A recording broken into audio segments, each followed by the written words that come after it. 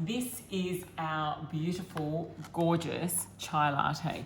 The great thing about this, it's not only sugar-free and vegan and dairy-free and gluten-free and everything else in between, but we use a beautiful, pure rooibos extract in here. So it's water extracted, it's rooibos tea from South Africa, and it's so nurturing. It's high in polyphenols, really fantastic for supporting your immune system.